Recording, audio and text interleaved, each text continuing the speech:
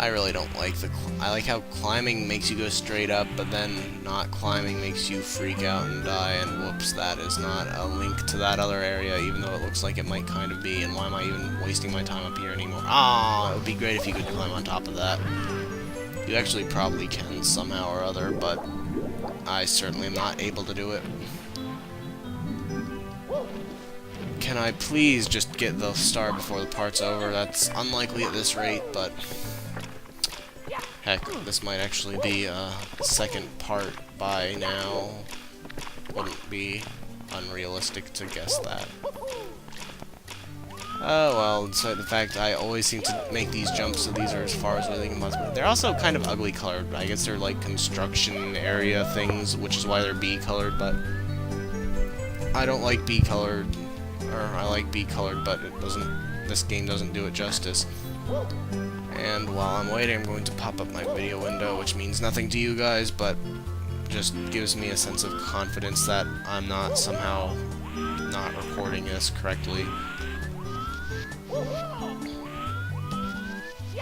Okay, now we are en route to the last red coin. Finally!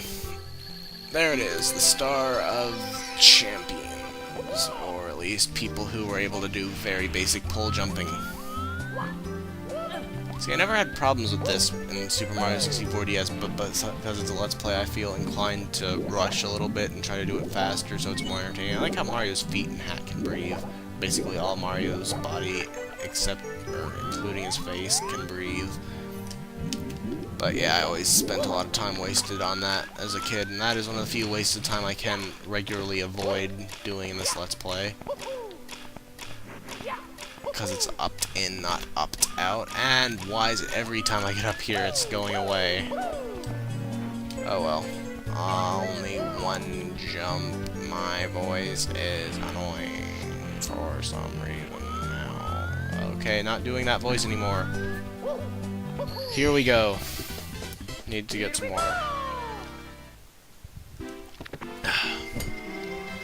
Oh well. 1-ups are nice. Now we have 74 stars. It's been, what, 10 stars and, or 8 stars and 4 parts or something like that. That's not too bad. It's not good by any standards, but considering what I've gone through in these parts, it's not the worst in the world. And I always thought it was weird how this one was like the first door you'd see. It's just like walk straight in, except you get it pretty far in the game. And yeah, there's that, which I was never able to regularly do. And before we do that, I have a funny glitch to show you, which is how people beat the game in less than 20 minutes and stuff. Due to the horrible long jumping mechanics, you can backwards long jump, and doing it repeatedly will build up enough momentum so the game sends Mario so many pixels per second or something to that effect that he bursts through the wall. And I don't know if that's actually what's going on, but I would assume that's how that kind of thing works instead of just having him slam against it. But let's see if I can manage to do the glitch. It took me like 5 minutes to do, so I mean, you can get the gist of it when Mario lands on the back of a stair. It's really only plausible in, well, it's plausible in regular people playing it, but those are experienced regular people, and someone like me could probably only nail the correct corner of the stair with a tool.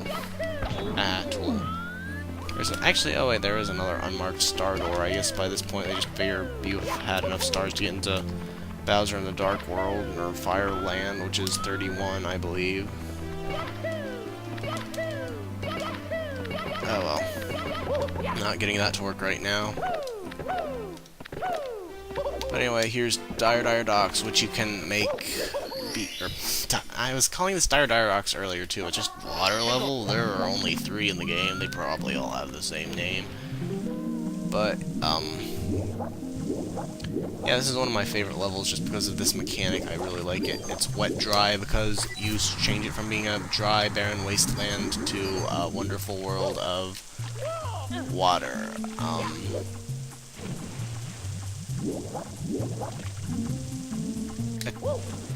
really sounds like it's the watery part of the Hazy Maze Cave. I wonder if they do change that, even if it's technically the same song. That would be kind of neat. And I never, ever use these. I generally just jump up to the platform somehow, but I'll use them now for the sake of not being normal. Doodly-doo-doodly-doo, here we go. Yeah, this is one of my favorite levels. I don't know, yeah, it's course 11. Dardox is what, course 9. It's not actually in the right order anymore, but it's the first one you see. I don't get why it isn't the 10th level. Top O a town. It certainly is up at the top of the town. Unfortunately, the entire level is broken if you backflip or side flip into the level and make the water level so high that none of the things you would normally have to do that are platformings exist. This is higher than the highest water level. The only way you can get it this high is, I think, like doing weird stuff with going downtown, which will be explained shortly.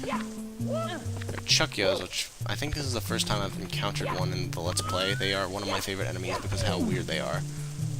And they're another excuse to just use sprites of circles as spheres, but I've complained about that a decent amount by now, and this sure is a good camera angle for doing this. Thank you so much, game. Yeah, I guess at the time this was pretty revolutionary. Walking in 3D, having a hard time going across a straight platform. Okay, that was close, but I'm not that bad, honestly. Okie dokie. Doodly doo doo doo doo. Here we go. Yeah, I'm pretty good at this level. Not to toot my own horn, which sounds like a euphemism for masturbation, but Secrets in the Shadows of the Sky. This is a lame level. Star, whatever. So I'm just gonna go downtown.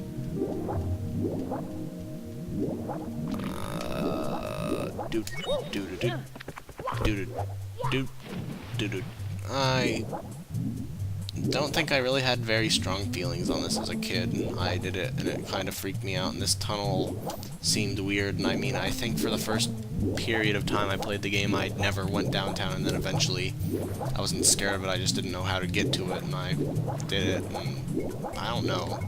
I just have weird feelings about this tunnel, and I'm not entirely sure why. I'm not sure if I should go for red coins first, or for not red coins, but what the heck, I'll try not red coins, because red coins are boring, and I'll probably get that in the 100 coin star at the same time. So yeah, just to be a dick, all the red coins, except a couple of them, which are easy to get anyway, are covered in, whoops, didn't even manage to get the invisibility block. Now that would have done much for me, oh well. Eventually I remember where the switch is down here.